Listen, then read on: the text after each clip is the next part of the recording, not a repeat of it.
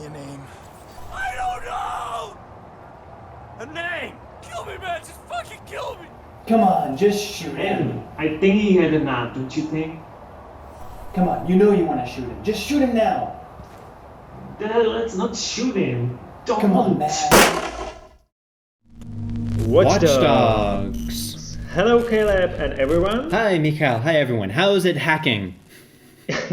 As you can hear, that we are full of energy, and we are on the coronavirus outbreak here. Well rested, lots of time to play. Actually, not really, but some time to play. But anyway, we're still bringing you the review of the free Epic Games. Of course.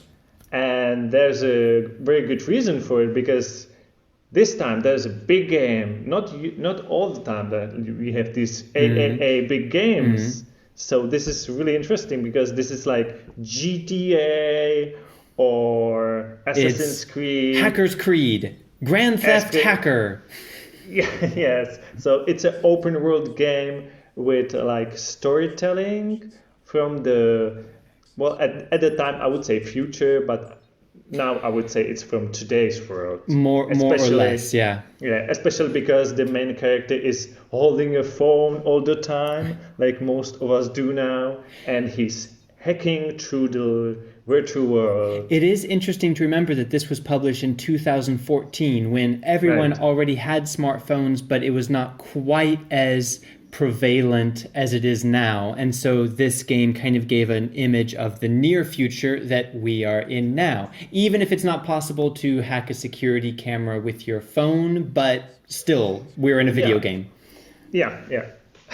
So this game is, as GTA, you can enter like any vehicle and just drive it, or you can shoot anyone. Basically, there's a police, and if you do mess in the city, the police will definitely get you sooner or later. Yeah. And there's lots of side missions, lots of things to do, except the story that you're given.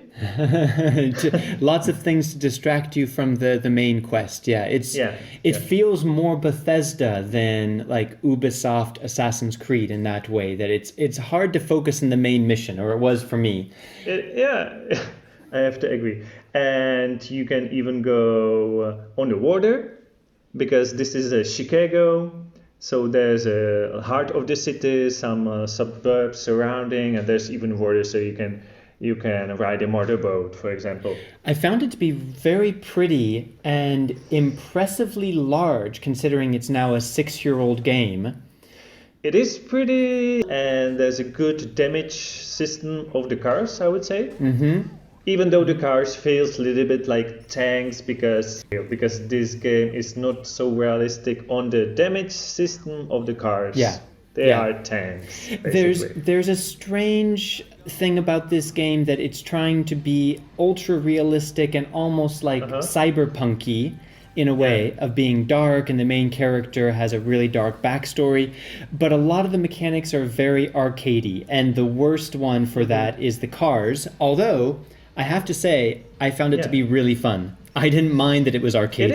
It is fun, and I would say it's realistic in the visual, definitely, and even with the city, because it looks like it's alive. You can spot very, very much of details, like people going on their way and going to work. It feels very alive and authentic, and because you're a hacker, almost every person you see, it automatically gives you a little bit of information about them and tells you like their backstory, something from their dark past, how much money they make, and because each one of these is unique, it really makes the city feel alive, and these NPCs actually feel like individuals.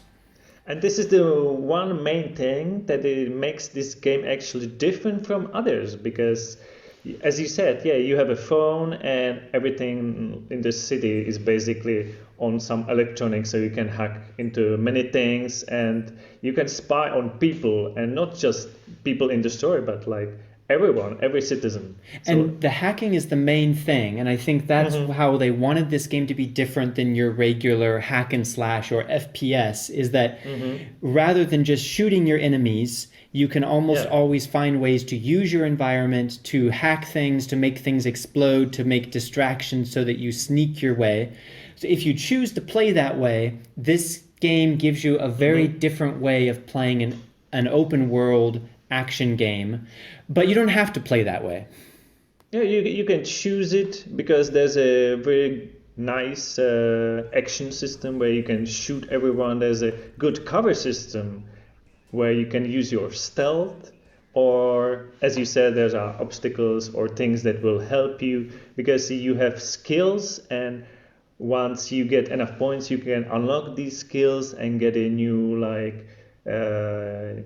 better things that you can have. Now, even though this is a big AAA game from a big publisher and it's bright and beautiful and interesting, that doesn't mean that it's worth your time. So we come to our main question. Yeah. Should you play it? Should you? So Do you want to start first? I will go first because this game isn't perfect. No.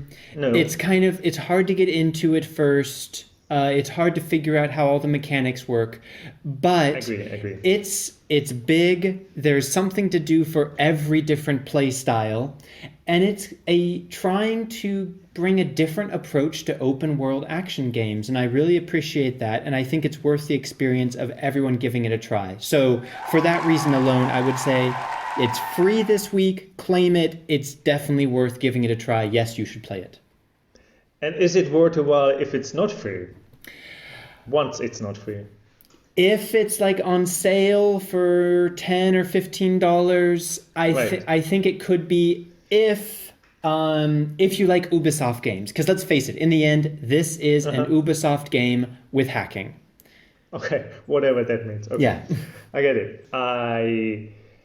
As you said, it's hard to get into this game, and I didn't really like the main character, Aiden. For me, he was really like flat. Okay. I did like the other characters that you meet actually, but I also didn't like the driving so much. I was really hesitant if I should say yes to this game or not, or maybe if I want to play it more or not. But I'm definitely say that you should try it because the as we already said, the city is really big and there's a lot of things to do. So you might not like the main character, you might not like even the story, but you will definitely like another endless possibility of things that you can do in this game, because it's fun as any other open world game. It's like the most pressure time is like when you do something unordinary, like when it's not scripted actually. Because this world is worth visit. I wouldn't say this game is worth playing, but it's the world. The world is worth visiting. Because of the world, I think that's well said. Yes. Well, everyone, tell us what you think of this game. Many of you have probably already played it. Let us know in the comments what you think. And those of you who try it out, tell us which of you agree with more. I clearly like it a bit more than Michael, so tell us what you think. And if you are new to the channel, which is quite possible, please subscribe and hit the bell button so you get a notification about free games. Every week we review the free games from Epic, and right now is a great time to have free games because you're hearing our voices and not seeing our lovely faces because we're in self-quarantine because of coronavirus, and that means lots of games to play. So listen to our reviews and decide what to play. And even more games, if you want to, you can visit our friend Low Budget Gaming. He does all about other games, not only from Epic, and some good deals. So check him out. And we hope to see you all in our next video. Thanks for watching. Thank you. Bye. Bye.